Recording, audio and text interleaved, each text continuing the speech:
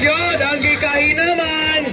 Down to our top 15. Alang sa second elimination round, we have the top 15. Bed number 27. Adunay oras. 2 minutes and 50 second or 50.31 second. From Alabel, Sarangani Province, the pride of Alabel, Mr. John Mark Tumulak, vote number 27. Another qualifier, Bumbulev, vote number 22. Nakahabol pa, tata. Okay, vote number 22. Magdepende mangguna sa ilang hit kung pas-pas silang riders. Okay, vote number 22.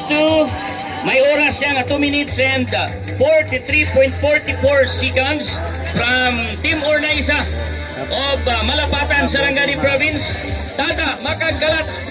Next. Okay, still on the race. Vote number 07. Dunay oras. 2 minutes and 43.27 seconds from Team 1911. Ikan sa Malapatan, Sarangani Province, Mr.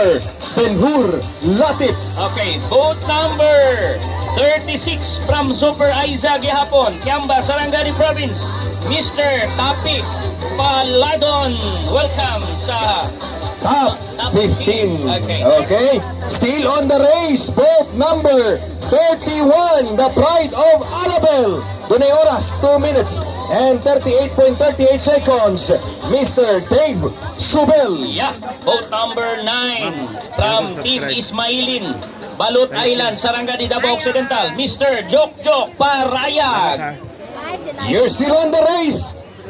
Vote 1911, number 10. Dunay oras. 2 minutes and 33.24 seconds. Gikan sa Malapatan, Sarangani Province, Mr. Algin Mistura. And still on the race, vote number 03. 2 minutes and 28.09 seconds from Team Sports Pacific. Gikan sa Sirawan, Sarangani Province, Mr. Noel Wilski. Okay, next. Vote number 35 from Super Aiza Gihapon, Kiamba, Sarangani Province, Mr. Ivan Sagne. O gikan sa Team Magnetic, gikan Santa Maria, Davao Occidental, vote number 02. Dunay oras, 2 minutes and 27.33 seconds. Mr. Bricks Diego.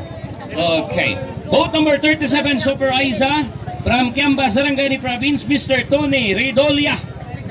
And still on the race, vote number 25. Dunay oras, 2 minutes and 22.09 seconds. From Team Dart, gikan sa San Agustin, Santa Maria, Meljun Ando. You're still in the race. Vote number 05. Dunay oras, 2 minutes and 21.14 seconds. From Team Sports Pacific, gikan sa Masim, Sarangani Province, Reggie Barit. Okay. Next, from vote number 4 from Sports Pacific Gihapon, Bumbulev, nagsundanay. Ang rider from Cebu City, Mr. Adrian Mabia. And our top finishers, first qualifiers or elimination round, From Masim. no, from Team Santa Maria, Davao Occidental, Magnetic 01, Mr. Justin Grado, the 2023 Tuna Festival champion. Okay. Okay, ang mga champion, no? Nagyapon, pamilin, Roji Barit, 2024 champion sa Tuna Festival. Okay, sige. Okay. So, sumunod na sa ilalong Bumbulev. I-prepare palihog ang vote number 27, vote number 22, vote number 7.